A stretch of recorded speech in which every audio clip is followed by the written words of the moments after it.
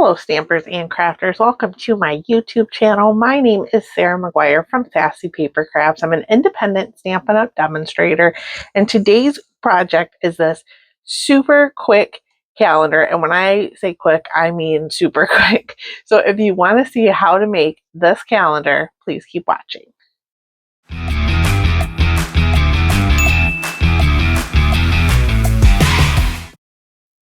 So this calendar is an easel calendar. You can see how it sits like that, and it just sits on a desktop. It's super cute. Before we get started, I do want to tell you where I get my calendars from. I get them from tailoredexpressions.com. They are linked in the description of this video. I don't get any money for them, or I'm not sponsored by them. I just really like their calendars. They have two styles that I frequently purchase.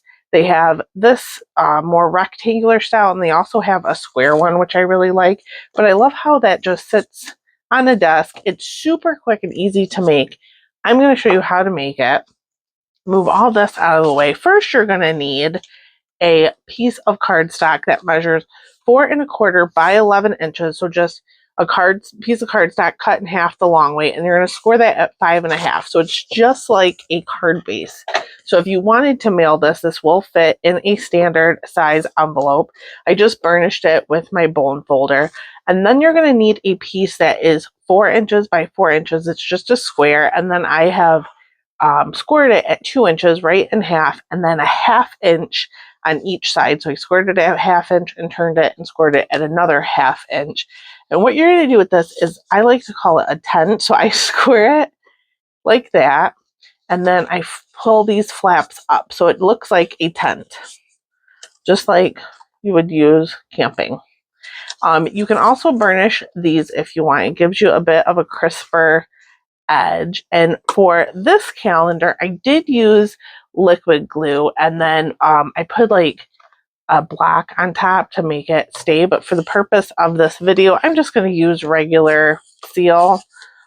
You do want to be a little bit careful with it because it obviously is like quick. So like if you want to use liquid glue, you get a little bit of wiggle room to move around. So I'm just going to put that on the outside. I'm going to fold that back up, and then I'm just going to open our base and just kind of line it up. Now it does not line up perfectly to each edge, but that's okay.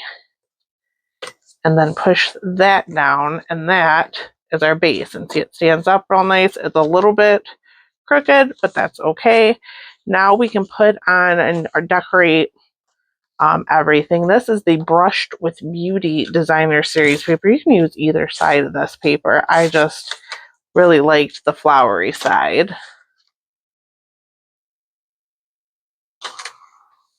And then I have a piece of Pretty Peacock that is a 1/4 inch larger. It is 2 1/2 by 3 1/4. It's a 1/4 inch larger than our calendar. And you know what? For the calendar, I do want to use Seal Plus, if I can get it out of the drawer.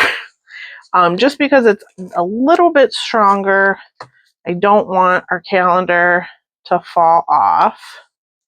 And then you can just use regular seal on the back. And then I'm going to just put this down a little because I want our sentiment to fit. Now, my sentiment is from a retired stamp set. It's from Flowering Tulips. I really like the Let Today Be the Start of Something New. I feel like for calendars, you want to use something that says like today or the day or something. And I'm using a circle from the Spotlight on Nature dies, this circle in particular.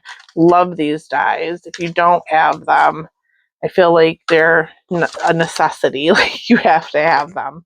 And then we're just going to be using a little bit of Pretty Peacock ink. Ink that up. And then right in the center of that circle, you could stamp first and then die cut. However you like to do that. And I'm just going to grab a few dimensionals and pop that up. You could also add gems, rhinestones, dots, whatever you have. I'm not going to do that for this one. I will say if you are mailing it, you kind of want to be careful what you put on here because, anything poking through the envelope might cost like extra postage. Oh, I forgot a little piece of paper in there. There, got it. And then what I always like to do too is just tear off that cover, and there you have it. And that's it. See, super quick, under 10 minutes. And I hope you enjoyed this video. If you make a calendar, let me know what stamp set you used for the outside here, whether it's retired or not. I just always like to see the different things people use. So tell me in the comments which stamp set has a sentiment you think would be good for these calendars.